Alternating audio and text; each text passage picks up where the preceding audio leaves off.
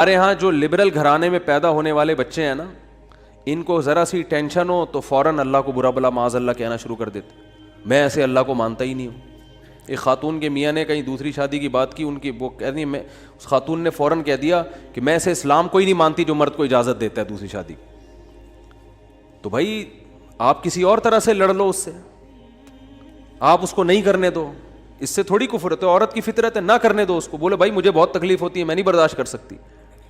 وہ فرض تھوڑی ہے کرنا، اجازت دی ہے نا. اسلام نے گن پوائنٹ پہ تھوڑی کہا کہ لازمی کرو. وہ تو میں گن پوائنٹ پہ لے کے بیٹھا ہوں، بندوقیں یہاں پہ ٹھا ٹھا کرو، ٹھیک ہے نا.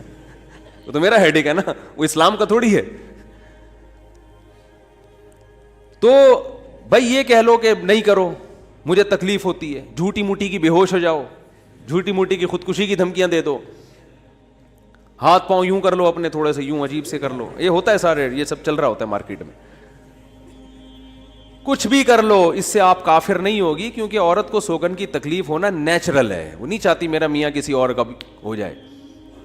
پھر اس میں خطرات بھی ہوتے ہیں، پتہ نہیں برابری کرے گا نہیں کرے گا. تو یہ رائٹ ہے. عورت، صحابیات کو بھی تکلیف ہوتی تھی. حضرت ابراہیم علیہ السلام نے جب دوسری شادی کی ہے تو آپ کی زوجہ کو، پہلی زوجہ کتنی نیک تھی، مگر ان کو بھی تکلیف ہوئی تھی. تو یہ تو نیچرل ہے. لیکن آپ اللہ پر آ جاؤ، اگر اللہ پہ اعتراضات شروع کر دو، اسلام پہ اعتراضات شروع کر دو، تو بھائی یہ اللہ سے آگے نکلنے کی کوشش ہو رہی ہے. پھر یہ کیا ہو رہا ہے؟ پھر اللہ نہیں بخش. دوسری تیسری شادی تو بہت دوسرا مسئلہ ہے. اللہ کہے گا تم نے مجھ پہ کیسے انگلی اٹھا دی ہے، مجھے کیسے غلط کہہ دیا. اور یہ آج کل بہت ہو رہا ہے، بات بات پہ کفر زبان سے نکال دیتے ہیں، غموں میں حوصلے چھوڑ دیتے ہیں. لوگ آ کے ملتے ہیں، یہ میرے ساتھ ٹینشن، یہ میرے ساتھ مسئلہ، یہ میرے ساتھ مسئلہ، پتہ نہیں اللہ کہاں ہے. ایک آدمی کے بچے کا انتقال ہوا، کہہ رہا یار اللہ کو میرا ہی بچہ مارنا تھا. بھائی تم کس کے مقابلے میں آ کے کھڑے ہو رہے ہو؟ خدا سے مقابلہ کر رہے ہو تم. تو یاد رکھو اللہ کی جو صفت ہے نا وہ ہے کبریائی، استغنا. اس سے لڑ کے، اسے برا بلا کہہ کے، اس کے خزانوں سے ایک تنکا بھی نہیں لیا جا سکتا. وہ آپ کے ان جذبات سے متاثر نہیں ہوتا. اگر آپ یہ سمجھو گے کہ میں یوں کروں گا، دیکھو باپ کے سامنے تڑیاں بعض دفعہ چل جاتی ہیں. باپ کے سامنے بعض دفعہ تڑیاں، میں ابا کو مانتا ہی نہیں جو مجھے جائیداد سے ہے نا آگ کر دیں اور مجھے گاڑی نہ لے کے دیں. ابا ہو سکتا ہے متاثر ہو کے بولیں بھائی چل یار یہ گاڑی تیرے نام کر دی میں نے، یہ پلاٹ تیرے نام کر دیا، میرا بیٹا تو مجھے ماننے سے انکار کر رہا ہے. لیکن اللہ کا اصول جو قرآن اور سنت سے پتہ چلتا ہے، جو آسمانی کتابوں سے پتہ چلتا ہے، وہ اصول یہ ہے کہ آج تک کسی نے اللہ کے خزانے سے اللہ کو معاذ اللہ برا بلا کہہ کے، اللہ پہ اعتراضات کر کے، اسلام کو برا بلا کہہ کے، اللہ کے پیغمبروں کو برا بلا کہہ کے، اس طرح سے واویلا کر کے، اگر آپ یہ سمجھتے ہو کہ اللہ کو آپ پہ ترس آ جائے گا کہ ہائے بیچارہ بہت ہی مجبور ہے، تو یہ دماغ سے ہمیشہ کے لیے نکال دو. اس سے بڑی سزا میں اللہ آپ کو ڈالے گا، اس سے بڑی سزا، اور وہ جہنم کی آگ. یہ تو کچھ بھی نہیں ہے. تبھی تو خودکشی کرنے والے پر اللہ کو ترس نہیں آتا. خودکشی کرنے والا ایک طرح سے انتقام لے رہا ہے اللہ سے کہ اللہ تو نے مجھے زندگی دی، مجھے اس قابل تو چھوڑا نہیں، تو نے تو میرے ساتھ غلط کیا، مجھے گفٹ چاہیے ہی نہیں نعمت کا. جیسے ہے نا آپ باپ نے آپ کو گفٹ دیا ہو اور آپ دشمنی میں آ کے باپ کو گفٹ واپس کر دو، مجھے نہیں چاہیے، ایسے پھینک دو آپ.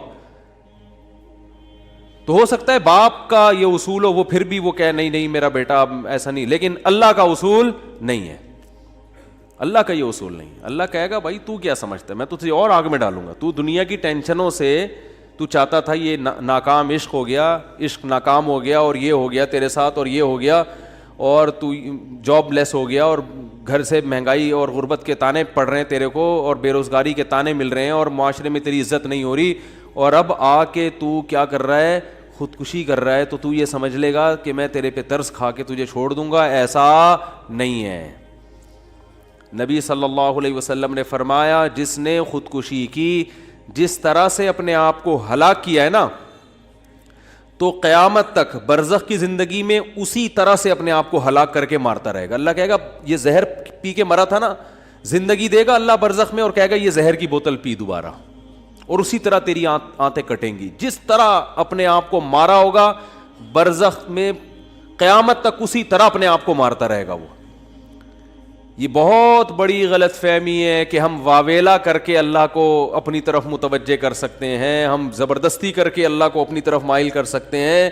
ایسا بالکل بھی نہیں ہے. بعض لوگ غموں سے پریشان ہو کے گناہ کرنا شروع کر دیتے ہیں, سمجھتے ہیں کہ یار میرا تو حق بنتا ہے, میں تو سٹا لگاؤں گا, میں تو ٹینشن میں آیا ہوا ہوں, میں تو شراب پیوں گا, میرے ساتھ یہ ہو رہا ہے تو میرا تو بھائی آپ پیو گے تو یہ نہ سمجھو کہ اللہ آپ سے خوش ہو جائے گا کہ جی آپ کو ایک غم آیا تھا, اس غم میں آپ نے چونکہ شراب شروع کی ہے ٹینشن ختم کرنے کے لیے, تو اب اللہ کو ترس آئے گا, نہیں اس پہ شراب کیا ہو گئی ہے, معاف ہو گئی ہے, یہ بیچارہ اس کا کیا بنتا تھا, رائٹ بنتا تھا, اس کو تکلیفیں اتنی دی ہیں. ایسا نہیں ہوگا بھائی, اس خوش فہمی میں مبتلا مت ہونا. یہ اصول ہے, اللہ کا قانون ہے, یہ قرآن سے پتہ چلتا ہے, حدیث سے پتہ چلتا ہے. اللہ کو جھکنے والا بندہ پسند ہے. جو اللہ بنانا چاہتے ہیں نا اپنی مخلوق کو, وہ کیا بنانا چاہتے ہیں, میں تمہارے ساتھ اچھا سلوک کروں برا سلوک کروں, تم بندے ہو, بندے بن کے رہو, ٹھیک ہے نا, کیا رہو, تم نے بس دعا ہی مانگنی ہے, اللہ یہ سب میرے ساتھ جو ہو رہا ہے یہ ٹھیک کر دے, میں ٹھیک کروں نہ کروں, تم نے ساری عمر کیا کرنا ہے, بس یہی مانگنا ہے کہ اللہ ٹھیک کر دے, اللہ محتاج ہیں, اللہ یہ بھی ٹھیک ہو جائے, اللہ یہ بھی ٹھیک ہو جائے, اللہ بے روزگار ہوں روزگار دلا دے, میری مرضی روزگار دوں یا نہیں دوں, نہیں بھی دوں تم نے یہی کہنا ہے اللہ دلا دے. ساری زندگی اسی دعا میں گزارنی ہے تم نے, چاہے میں تمہاری دعا قبول کروں چاہے تمہاری دعا قبول نہ کروں, کیونکہ تم بندے ہو, میں خدا ہوں, خدا تم تھوڑی ہو, تمہاری تھوڑی چلے گی زمین پہ.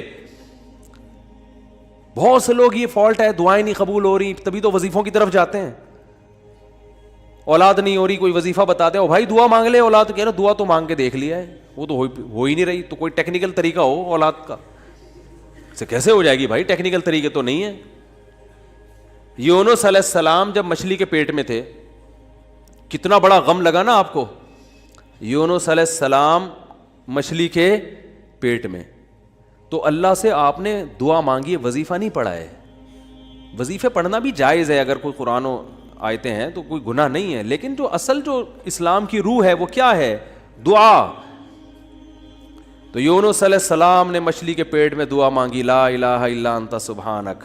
دیکھو حضرت یونس علیہ السلام, ہمارا جو مزاج ہے نا وہ کیا ہے, یونس علیہ السلام کئی سال اپنی قوم کو تبلیغ کرتے رہے ہیں, قوم باز بولو نہیں آئی.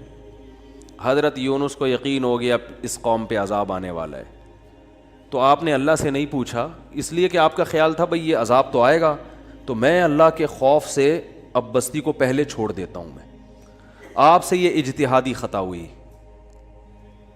یہ اجتہادی خطا ہوئی کہ بھئی اللہ کی پرمیشن کے بغیر آپ نے قوم کو کیوں چھوڑا.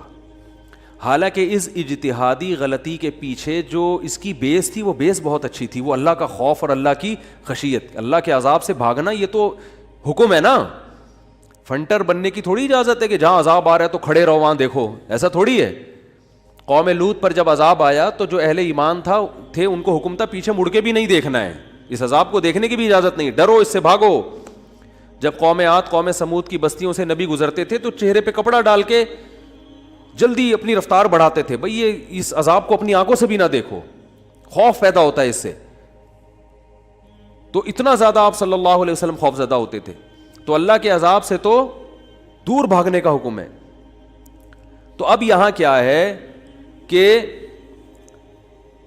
کیا بات چل رہی تھی یار, حضرت یونس علیہ الصلوۃ والسلام اللہ کے عذاب کے ڈر سے اپنی قوم کو چھوڑ کر نکل گئے. یہ بیس بالکل ٹھیک ہے بھئی, جب اللہ کا وعدہ بھی یہی ہے کہ جو قوم ایمان نہیں لے کر آئے گی تو میں اس کو تباہ کر دوں گا. تو حضرت یونس علیہ السلام کو خیال ہوا کہ بھئی یہاں سے نکل جاؤ. جب بیٹھے ہیں کشتی میں, کشتی ڈوبنے لگی تو ملا نے کہا بھئی وزن کشتی میں زیادہ ہے, ایک آدمی کو نیچے اترنا پڑے گا ورنہ سب ڈوب جائیں گے. کون اترے گا بھئی, قرآن اندازی ہونی چاہیے. قرآن اندازی میں نام کس کا آیا, یونس علیہ السلام. تو بتاؤ ہم ہوتے, ہم کہتے ساری زندگی تبلیغ کرتا رہا, اب جب عذاب آنے والا ہے تو اللہ کے خوف سے ہی نکلا میں, اس کا صلہ یہ مل رہا ہے کہ ڈوبنے والا کون ہے, بولو میں ہی ہوں. بھائی مجھے تو زیادہ پروٹوکول, اللہ تعالیٰ کو 6 کشتیاں میرے لیے پہلے سے سمندر میں رکھنی چاہیے تھی نا, کیا ہو گیا. یہ ہماری سوچ تو یہی ہے کہ میں نے چونکہ فجر کی نماز پڑھی ہے تو میری دکان پہ کسٹمر 6 گنا زیادہ آنے چاہیے, پیسے سارے وہ کما رہے ہیں, نمازیں میں پڑھ رہا ہوں. اچھا میرے پر لوگ اعتراض یہ بھی کرتے ہیں کہ احتیاط اس نے کی, اس کو کرونا ہو گیا, ٹھیک ہے نا, اس نے احتیاط نہیں کی, اس کو نہیں ہوا, یہ مفتی لوگوں کو الو بنا رہا ہے. تو بالکل یہی ہے کہ نماز میں پڑھ رہا ہوں, روٹی کس کو مل رہی ہے, اس کو مل رہی ہے. احتیاط میں کر رہا ہوں, وہ کورونا بھی مجھے ہی ہو رہا ہے. ٹھیک ہے نا, ٹھیک ہے نا.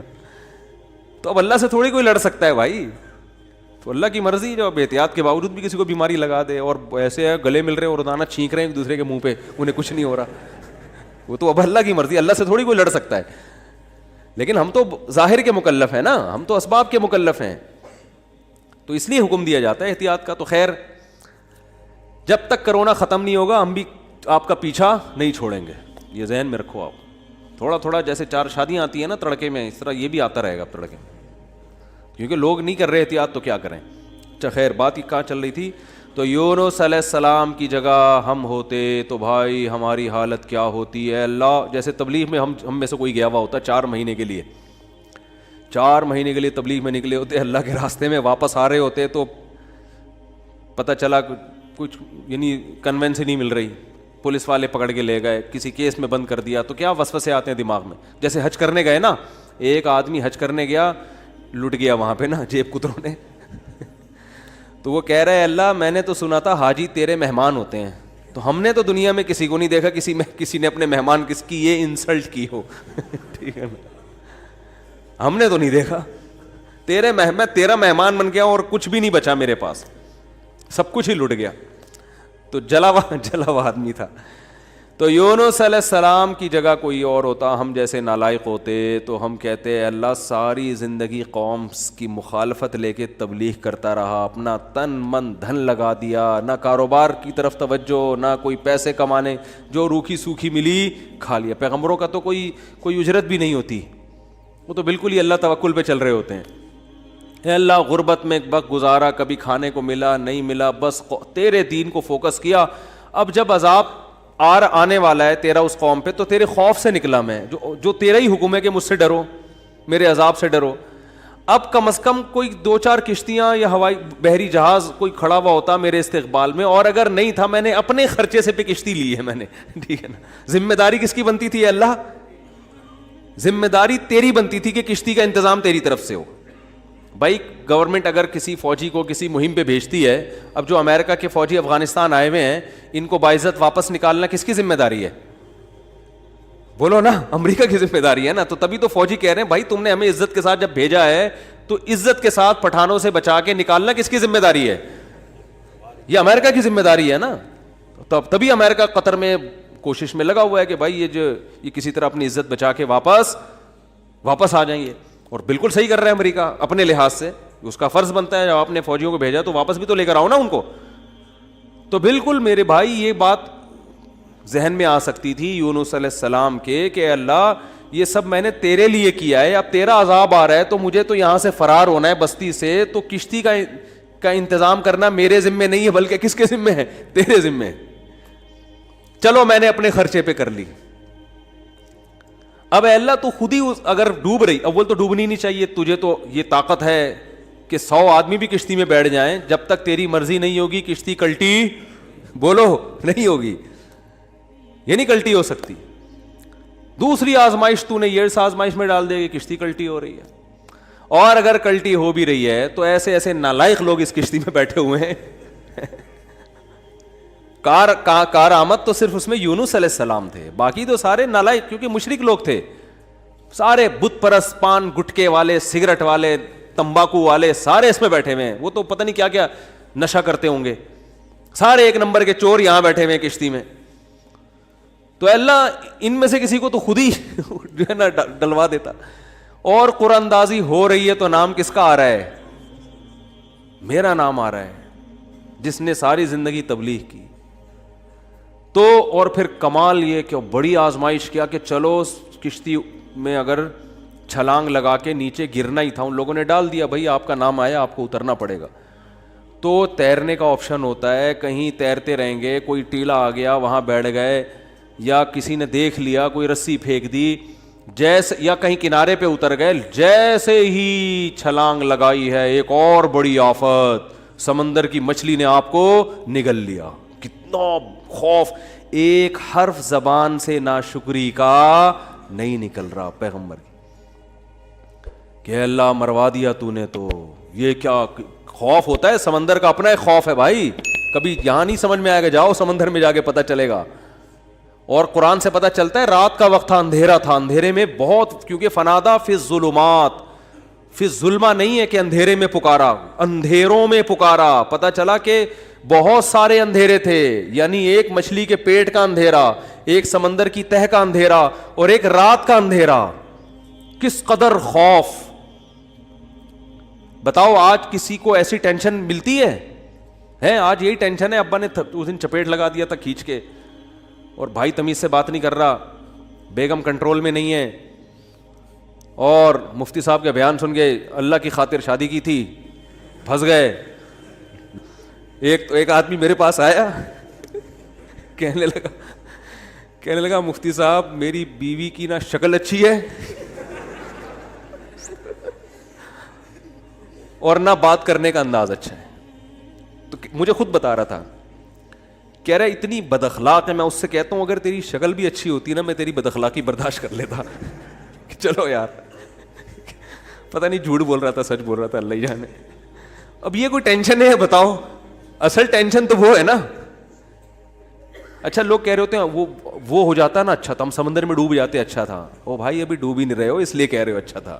جب ڈوبنے لگو گے تو وہی کیفیت ہوگی. وہ جو پھندا آ گیا تھا نا درخت سے, ایک آدمی کہتا نا اللہ موت دے دے زندگی سے, تو وہ کسی نے پھندا پھینک دیا اوپر سے, اور یہ کہا کہ میں اللہ ہوں, اس میں گردن ڈال لے اٹھا لوں گا. تو وہ کہتا ہے یہاں تو کوئی مذاق بھی نہیں کر سکتا ہے اللہ. تو وہ جب آتی ہے نا اپنے اوپر, تو پھر یہ کنڈیشن ہوتی ہے. تو یونس علیہ السلام پر جو آزمائشیں آئیں, کتنی بڑی بڑی آزمائشیں, مچھلی کا پیٹ, اور نگل گئی مچھلی. مچھلی اکثر ثابت نگلتی ہے, ذرا بھی شکایت, کیونکہ ہم بندے ہیں بھائی, ہماری جو ڈیوٹی ہے ہم نے وہ کرنی اور چھوٹا بن کے رہنا ہے. ہم نے اللہ کے سامنے یہ نہیں کرنا یہ کیا ہو رہا ہے, ایسا کیوں ہو گیا, میں تو تبلیغ کے لیے نکلا تھا, میرے ساتھ یہ ناانصافی. یہ نہیں ہوتا. یہ اصول قرآن کیوں یہ واقعہ ذکر کر رہا ہے؟ یونس علیہ السلام اللہ کے برگزیدہ پیغمبر ہیں. ہمارے حضرت فرمایا کرتے تھے یہ محبت کی چٹکیاں ہوتی ہیں. انسان کو جس سے محبت ہوتی ہے تو اس کو ستاتا ہے, اور یہ ستانا تکلیف برائے تکلیف نہیں, اس کے درجات کو بلند کرنی. محبت کا اظہار ہے کہ میرا ایسا بندہ ہے, ایسا پیغمبر ہے, کتنی آزمائشوں میں ڈالا, زبان سے ایک حرف ناشکری کا نہیں نکل رہا, ساری اپنی طرف منسوب کہ میری غلطی ہے, میری غلطی ہے, میری غلطی ہے, میں غلط ہوں. تو قرآن کے الفاظ دیکھو, جب مچھلی نے نگلا ہے اور سمندر کی تہ میں گئی اندھیروں در اندھیرے, تو یونس علیہ السلام نے فنادا فی الظلمات, اندھیروں میں کیا پکارا, لا الہ الا انتا, اے اللہ تیرے سوا کوئی غلامی کے لائق نہیں ہے, میں تیرا غلام ہوں. انی کنت من الظالمین, میں ہی غلط ہوں, تو غلط نہیں ہے, مجھ سے کوئی غلطی ہوئی ہے اور میں تجھ سے استغفار کرتا ہوں. ان کو احساس ہو گیا کہ میں جو بغیر پرمیشن کے آیا ہوں, شاید یہ اس لیے ہو رہا ہو میرے ساتھ. دیکھو اپنے آپ کو غلط ثابت کرنے کے لیے دلائل تراشے جا رہے ہیں. کوئی اللہ نے وہی تھوڑی کی تھی اس وقت کہ آپ غلط ہیں. بس اس عمل سے اندازہ ہو گیا کہ بھائی اور تو میں نے کوئی, مجھے نہیں لگتا میرے سے کوئی گناہ ہوا ہو, تو مجھے لگتا ہے کہ یہ ہے جس کی وجہ سے اللہ کیا ہے, مجھ سے ناراض ہے. تلاش کر رہے ہیں, کوئی اپنی مسٹیک تلاش کریں, اپنے آپ کو غلط کہیں.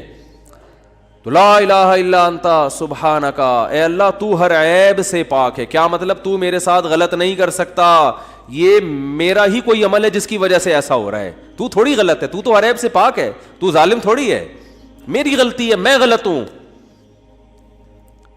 کیا اللہ کے رحمت کے خزانے حرکت میں آتے ہیں. فَالْتَقَمَهُ الْحُوتُ وَهُوَ مُلِيمٌ, قرآن کہہ رہا ہے مچھلی نے نگلا اس حال میں کہ یونس علیہ السلام اپنے آپ کو ملامت کر رہے تھے.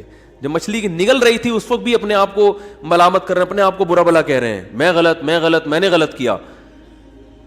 تو جب مچھلی کے پیٹ میں جا کے توبہ استغفار کی ہے تو اللہ کی صفت استغنا دیکھو. اللہ فرماتے ہیں لولا انہ کان من المسبحین, اگر یونس اپنی غلطی کا اعتراف نہ کرتے, للبث فی البطن الی یوم یبعث فی بطنہ الی یوم یبعثون, قیامت تک اسی کے پیٹ میں رہتے, وہ نہیں نکلتے.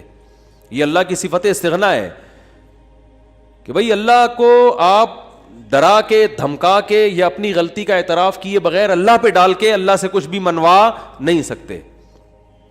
اللہ کہتے ہیں ہمیشہ رہتے, لیکن اللہ کو پتا تھا نہیں ہے ایسا, وہ تو آزمایا. پیغمبر تو گناہ نہیں کر سکتے نا, تو یہ تو اللہ آزما رہے ہیں دنیا کو دکھانے کے لیے کہ میرے نیک بندے ایسے ہوتے ہیں.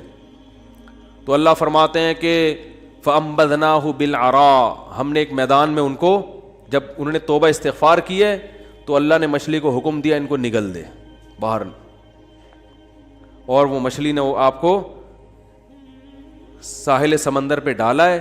اب اللہ کی رحمت کے خزانے, سمندر کے ساحل پر کچھ بھی نہیں تھا.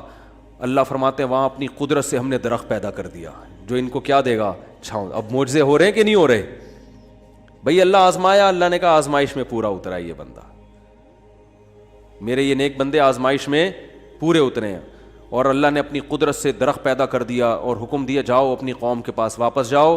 قوم سے عذاب ٹل گیا. ہوا یہ تھا کہ جب یونس علیہ السلام کو یقین ہو گیا عذاب آ رہا ہے, تو یونس علیہ السلام جیسے ہی نکلے, وہ قوم تھی ہوشیار, اس کو اندازہ ہو گیا کہ بھائی یہ جب تک ہم میں تھے تو عذاب کا چانس نہیں تھا, یہ گئے ہیں تو اب واقعی آئے گا.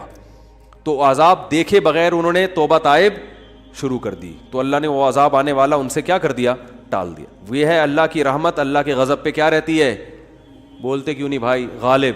تو یہ واقعہ بھی ثابت ہو گیا, رحمت ہمیشہ گراف اللہ کا اوپر رہتا. ہاں عذاب دیکھ لیتے اور مذاق اڑاتے, جیسے قوم عاد نے مذاق اڑایا. فلما رأوه عارضا مستقبل اودیتهم, جب انہوں نے بادلوں کو اپنی طرف آتے ہوئے دیکھا, پیغمبر بتا رہے ہیں کہ یہ عذاب ہے, تو کہہ رہے ہیں ھذا عارض ممطرنا, کوئی عذاب نہیں ہے بھائی, بادل تو آتے ہیں برستے بھی ہیں, کوئی نارمل. وہ تو آخری دم تک ڈٹے ہوئے تھے. اب کیونکہ اللہ کی صفت غضب بھی ہے, رحمت غالب تو رہتی ہے, لیکن ایسا نہیں ہے کہ غضب ختم ہی ہو گیا ہے. پھر اللہ نے عذاب بھیجا اس قوم پہ. 7 دن 8 راتیں تیز ہوائیں چلی ہیں, 8 دن 7 راتیں, اور ایسا اٹھا کے اس قوم کو پٹخا ہے کہ اللہ فرماتے ہیں کأنہم اعجاز نخل خاویہ. 1 ہفتے کے بعد ایسا لگ رہا تھا کھجور کے تنے ہیں جو اوندھے پڑے ہوئے ہیں, بڑے بڑے قداور لوگ تھے وہ. اللہ نے تو اس لیے میرے بھائی جب کوئی غم آئے, پریشانی آئے, تو واویلا نہ مچایا کرو, رونے دھونے کی اجازت ہے. یہ بے صبری نہیں ہے, جب انسان کو غم ہوتا ہے روتا بھی ہے, ہائے ہوئے بھی کرتا ہے, لیکن اللہ کو برا بلا کہنا شروع کر دینا, میرے ساتھ اللہ یہ کر رہا, میرے ساتھ اللہ میں ہی میرا ہوں اللہ کو. آپ کا کام ہے غلامی, مانگتے رہنا ہے, مانگتے رہنا ہے, مانگتے رہنا ہے. اکثر ایک واقعہ علماء بتاتے ہیں, کتابوں میں لکھا ہوا ہے کہ ایک بزرگ حج کرنے جاتے تھے, حج کرنے کے بعد ندا آتی تھی قبول نہیں ہوا. کیا ندا آتی تھی؟ قبول نہیں ہوا.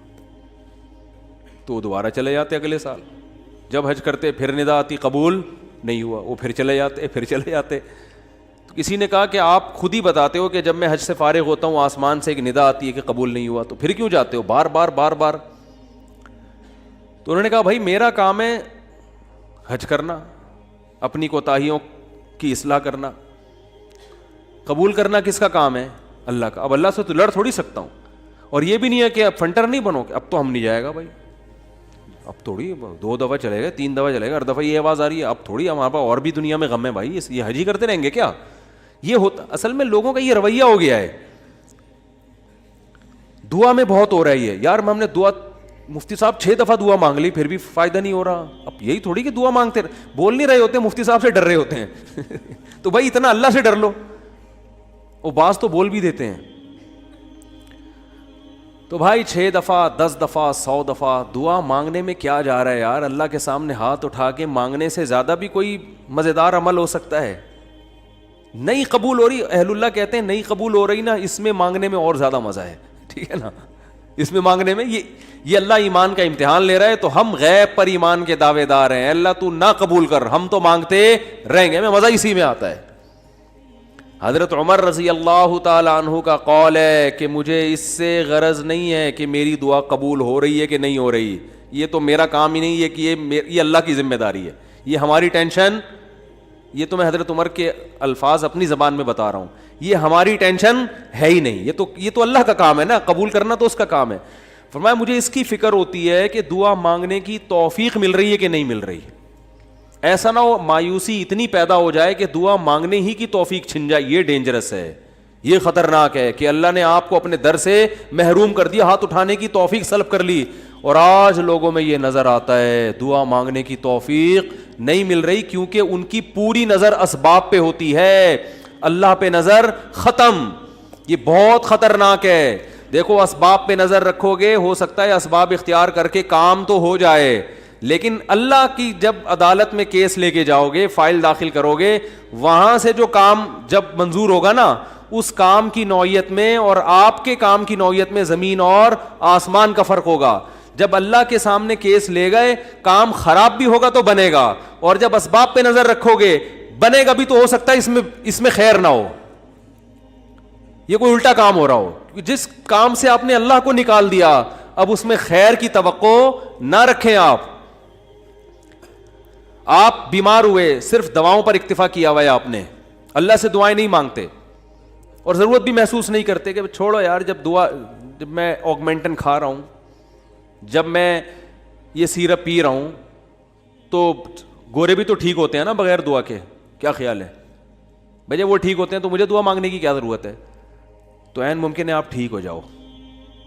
دوا اثر کرتی ہے, اللہ نے دنیا کو اسباب سے جوڑ دیا, لیکن یہ ٹھیک ہونا بھی آپ کے لیے نقصان کا ذریعہ بن سکتا ہے. اور آپ دعا مانگو دوا کے ساتھ, ہو سکتا ہے آپ ٹھیک نہ ہو, لیکن پھر ٹھیک نہ ہو کے بھی اس میں اللہ کیا ڈال دے گا؟ بولو نا, خیر ڈالے گا. اللہ اس میں خیر ڈالے گا. جیسے یونس علیہ السلام کو مچھلی کے پیٹ میں اللہ نے داخل کیا ہے ان کے درجے کو اور بلند کرنے کے لیے. اگر یونس علیہ السلام کے ساتھ یہ مچھلی والا واقعہ نہ ہوتا تو شاید یونس علیہ السلام کا ذکر قرآن مجید میں نہ ہوتا. پیغمبر تو لاکھوں آئے ہیں نا, سب کا تذکرہ تھوڑی ہے. اور نبی صلی اللہ علیہ وسلم نے حضرت یونس کی فضیلت الگ سے بیان کی ہے, فرمایا لا تفضلونی علی یونس, مجھے یونس پر فضیلت مت دو.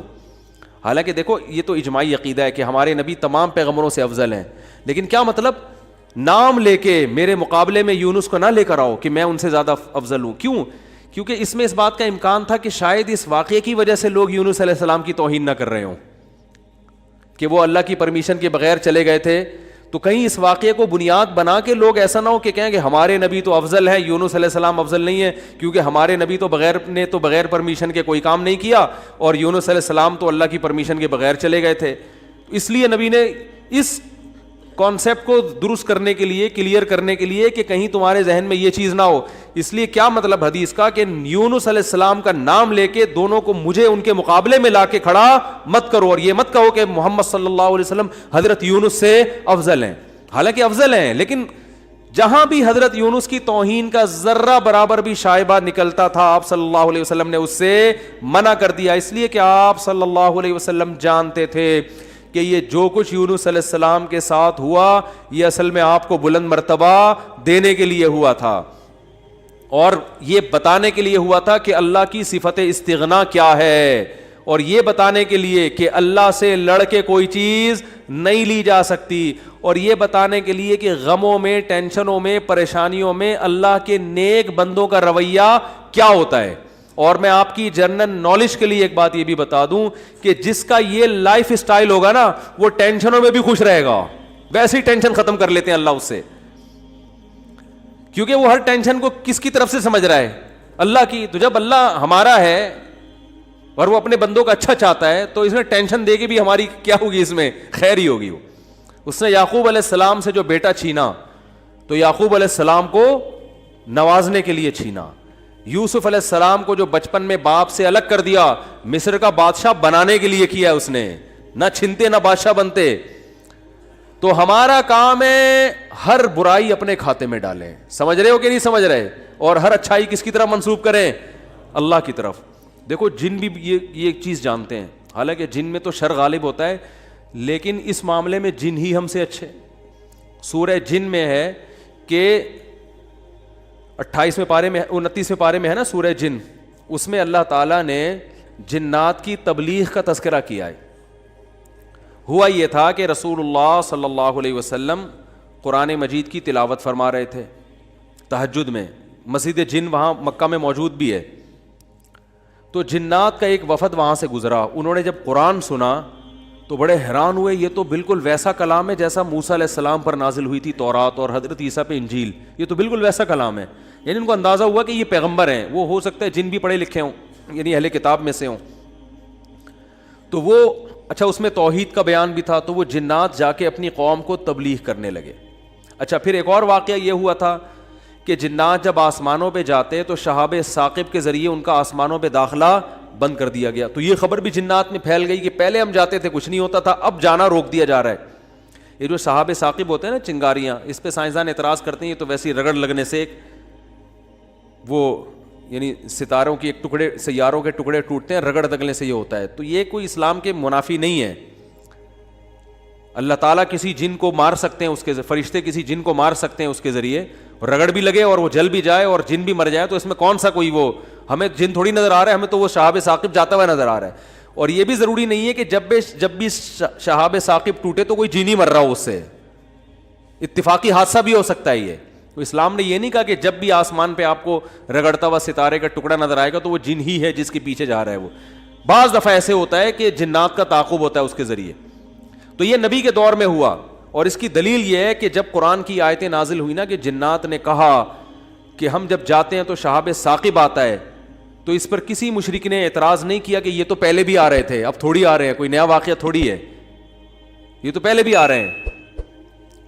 تو جنات نے یہ کہا کہ ہم نے دیکھا ہے کہ ہمارا اوپر داخلہ بھی کیا ہو گیا, منع ہو گیا, تو دنیا میں کوئی بڑا واقعہ ہوا. تو واقعہ انہوں نے دیکھا کہ بھائی یہ قرآن نازل ہو رہا ہے اور یہ کوئی دنیا میں نیا مذہب آیا ہے اور یہ پیغمبر ہیں, تو انہوں نے جا کے اپنی قوم کو تبلیغ کی, جس کا سورہ جن میں تذکرہ ہے.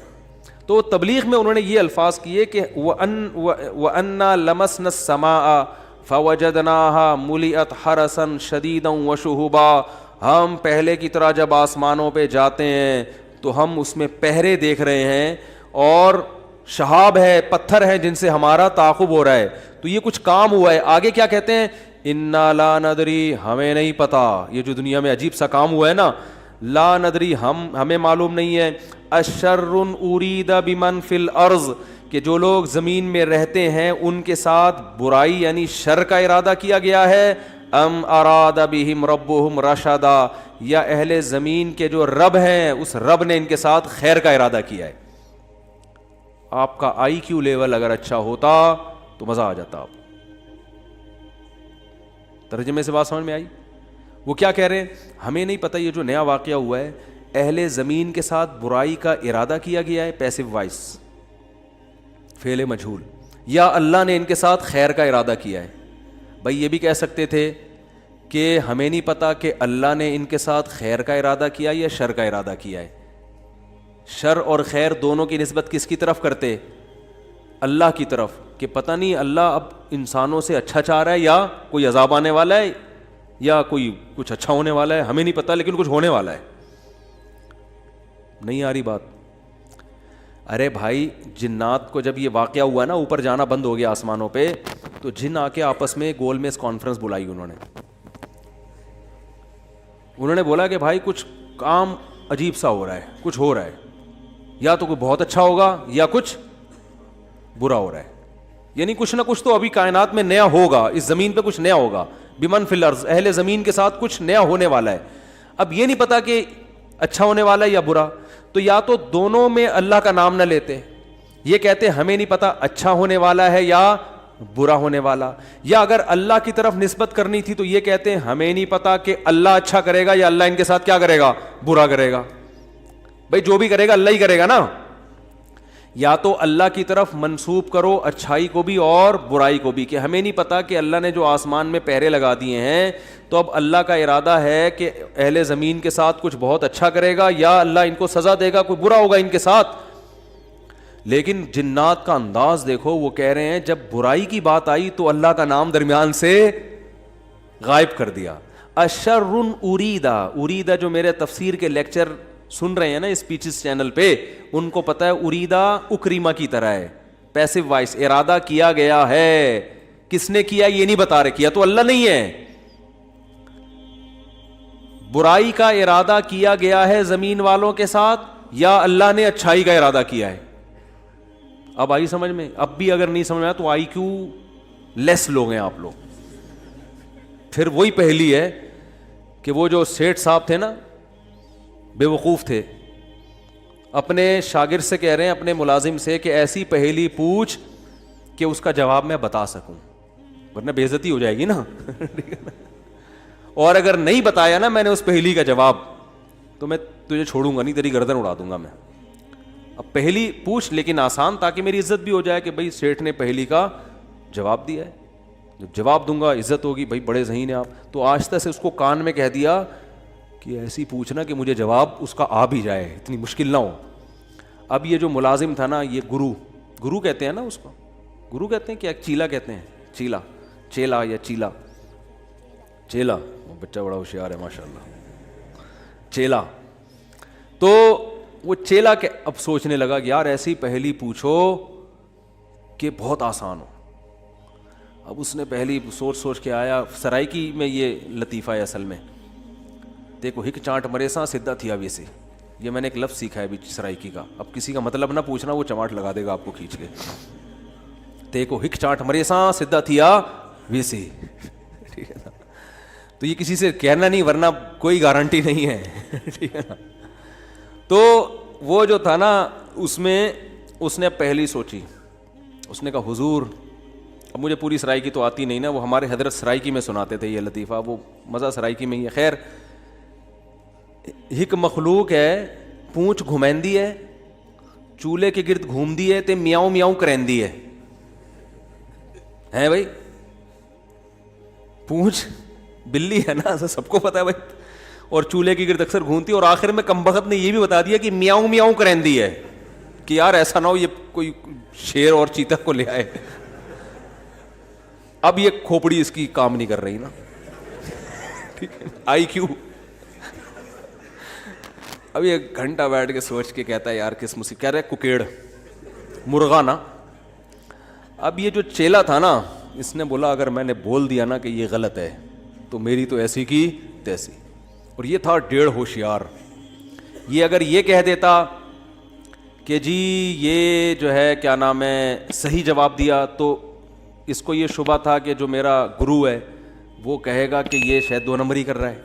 تو اس نے بڑی چالاکی سے ایک کام کیا, اس نے بولا حضور لگتا ہے کسی نے دسیا ہے, یعنی اتنی مشکل پہلی میں نے پوچھی تھی اور آپ نے بالکل درست جواب دیا, یہ کسی نے یقیناً آپ کو بتایا ہے. تو جواب کہتے ہیں نہیں, عقل جی دوڑ ہے, عقل کی دوڑ ہے بھائی, ادھر کیا ہے یہ عقل جی دوڑ ہے. ہمارے ادھر ایسی پڑھتے تھے, عقل جی دوڑ ہے, عقل کی دوڑ ہے بھائی یہ. تو میں نے اتنی ڈیٹیل میں آپ کو بتایا, اب بھی سمجھ میں نہیں آ رہا کہ جنات کیا کہہ رہے ہیں, انا لا ندری, ہمیں نہیں پتا, اشر ارید بمن فی الارض, کے زمین والوں کے ساتھ شر کا ارادہ کیا گیا ہے, ام اراد بہم ربہم رشدا, یا رب نے خیر کا ارادہ کر لیا ہے. تو کتنی تمیز ہے جنات میں ہے بھائی. حالانکہ شر کا ارادہ بھی اگر کیا ہے تو اللہ نے کیا ہے, خیر کا ارادہ بھی کیا ہے تو کس نے, لیکن قرآن جنات کے ان الفاظ کو نقل کر کے, قرآن نا سمندر ہے, بہت سارے مضامین قرآن میں ہوتے ہیں, ایک ایک آیت میں بہت ساری چیزیں نکل رہی ہوتی ہیں. تو یہاں یہ جہاں یہ بات ثابت ہو رہی ہے, تبھی تو فقہا نے بیان کیا نا کہ قرآن اور حدیث سے استدلال 4 طریقوں سے ہوتا ہے, عبارت النص, اشارت النص, اقتضاء النص اور دلالت النص. 4 طریقے ہیں جہاں سے فقہا قرآن و سنت سے مسائل نکالتے ہیں, جو اصول فقہ میں پڑھائے جاتے ہیں. جو آج کل جو نئے محقق آ رہے ہیں نا مارکیٹ میں, انہوں نے ان میں سے کوئی اصول بھی نہیں پڑھا ہوتا. تو اس سے یہ بھی پتہ چل رہا ہے قرآن تمیز بھی سکھا رہا ہے ہمیں کہ جنات سے تمیز سیکھ لو, ہمیشہ شر کی نسبت اپنی طرف کرو. صحیح ہے نا, میری وجہ سے ایسا ہوا, یہ ساری خرابی کس کی وجہ سے ہوئی ہے, میری وجہ سے ہوئی ہے. بھائی میری کوئی کوتاہی ہے جس کی وجہ سے شکست ہوئی ہے. جیسے غزوہ احد میں شکست ہوئی تو صحابہ نے تو اپنے آپ کو جھونک دیا تھا, شکست ہو گئی تو قرآن نے کیا کہا, تمہاری وجہ سے ہوئی ہے, ٹھیک ہے نا, تم نے پیغمبر کی اس معاملے میں اطاعت نہیں کی. صحابہ نے یہ نہیں کہا واہ ہم مدینہ چھوڑ کر آ گئے پیغمبر کے لیے, ہے بھائی اتنے ساری ہم نے قربانیاں دے دیں اور اسباب کی دنیا میں کامیابی کی امید نہیں تھی, پھر بھی ہم نے اپنے آپ کو میدان جنگ میں لے جا کے جھونک دیا. اب ایک گھاٹی پہ اگر 50 آدمیوں کے میں سے چند لوگوں نے اگر امیر کی اطاعت نہیں کی تو اس کی ہم سب کو اتنی بڑی سزا مل رہی ہے. دوسرے کوتاہی تو انہوں نے کی ہے اور قرآن کہہ رہے کہ تم نے کی ہے.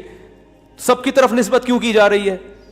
صحابہ نے ایسا کوئی لفظ زبان سے نہیں نکالا, کچھ بھی نہیں نکالا صحابہ نے. اے اللہ ہماری غلطی ہے, ہم استغفار کرتے ہیں, آئندہ یہ کوتاہی نہیں ہوگی. تو کیسا کامیابی کے اصول ہیں یہ. تو بھائی دیکھو, دنیا میں آپ کو اللہ کی مان کے چلنا ہے, آخرت میں پھر اللہ آپ کی مان کے چلے گا. سمجھ رہے ہو نا؟ پھر آخرت میں اللہ کہے گا کہ وَلَكُمْ فِيهَا مَا تَشْتَهِي أَنفُسُكُمْ, تمہیں زبان سے نہیں بولنا پڑے گا, جو دل میں تمہارے خیال آئے گا نا, خواہش پیدا ہوگی, اس دل کی خواہشات کو اللہ وہاں پورا کرے گا. دنیا آزمائش کی جگہ ہے, پیڑے کھانے کی جگہ نہیں ہے. یہاں آزمائشیں ہیں, اور اگر کوئی آزمائش نہیں ہے تو یہ خود ایک آزمائش ہے. آپ کہہ سکتے ہیں فلاں تو بڑی ہنسی خوشی زندگی گزار رہا ہے, وہ تو کوئی آزمائش ہی نہیں ہے. او بھائی, یہ ہنسی خوشی زندگی خود ایک آزمائش ہے کہ یہ اللہ کا شکر ادا کر رہا ہے کہ نہیں کر رہا. اسے نہ کوئی بیماری ہے, اس کا گھر بھی ہے, اس کے بیوی بچے بھی ہیں, اس کو سکون بھی ہے, گھر میں آتا ہے بیگم تمیز سے بات کرتی ہے, اور جناب گھر سے باہر نکلتا ہے تو بیگم پوچھتی نہیں ہے واپسی پہ کہ انڈے کیوں نہیں لے کر آئے. کوئی کسی قسم کی ٹینشن نہیں ہے. یہی ہو رہا ہے نا آج کل. اور جناب ابا بھی ٹھیک ہیں, اماں بھی ٹھیک ہیں, ملک کی حالات بھی ٹھیک ہیں, بے روزگاری بھی نہیں ہے, بلب کے والدین کو گالیاں دینے کی بھی ضرورت نہیں ہے, لائٹ بھی نہیں جا رہی ہے, پنکھا بھی چل رہا ہے, بٹن دباؤ پنکھا چلتا ہے. جیسے آسٹریلیا میں تو یہی ہوتا ہے, بٹن دباتے تھے پنکھا چل جاتا تھا. وہاں پہ میں حیران ہوتا تھا, یار ہم تو دیکھتے ہیں ٹرائی کر کے, چلا کہ نہیں چلا. ایسا ہی ہوتا ہے نا, چل گیا اے اللہ تیرا شکر ہے, نہیں چلا کوئی بات نہیں, لائٹ آنے والی ہے تھوڑی دیر میں آ جائے گی. جنریٹر چلاؤ, کھینچو پھر اس کو جا کے, کتنے تو چپک کے مر گئے جنریٹر سے بیچارے اس چکر میں. تو کوئی ٹینشن اگر نہیں ہے تو بھی بڑی ٹینشن ہے بھائی. کہیں اللہ ایسا تو نہیں ہے کہ کوئی بہت بڑی پکڑ آنے والی ہے, اللہ کی بہت بڑی پکڑ نہ آنے والی ہو, اس لیے ڈرنا ہے. تبھی کہتے ہیں نا الایمان بین الخوف والرجاء, خوف اور امید کے درمیان ہے ایمان. اللہ کی نعمتوں پہ خوش بھی ہونا ہے لیکن خوف کے ساتھ, اترانا نہیں ہے, خوف کے ساتھ. یار اللہ نے مجھے گاڑی بھی دے دی, گھر بھی دے دیا, بیوی بچے بھی دے دیے, روزگار بھی اچھا ہے, صحت بھی اچھی ہے, سب کچھ ہی مجھے مل گیا. تو کہیں یہ استدراج نہ ہو, اللہ کی طرف سے ڈھیل نہ ہو, کیونکہ فرعون کو بھی سب کچھ مل گیا تھا. صحابہ میں تو ایسا بھی ہوتا تھا جب ان کے سامنے اچھے مرغن کھانے آتے رونا شروع کر دیتے. کہیں ایسا تو نہیں ہے کہ ہم نے نبی کا جو ساتھ دیا تو اللہ تعالیٰ نے ہمیں ہمارے اعمال کا بدلہ کہیں دنیا میں ہی تو نہیں دے دیا, ایسا تو نہیں آخرت میں نہیں ملے گا, اس سے ڈر جاتے تھے وہ.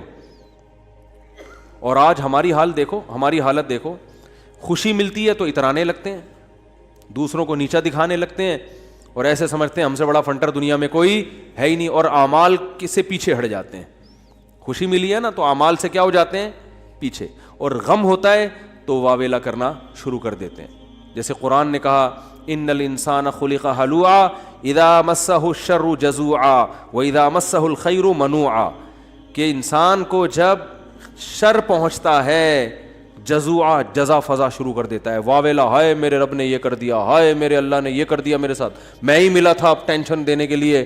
اور جب خوشیاں ملتی ہیں منوعا, اللہ فرماتے ہیں کنجوس بن جاتا ہے, میرا مال میں خرچ نہیں کروں گا, میں غریبوں کا خیال نہیں کروں گا, میرا پیسہ ہے, میری محنت ہے.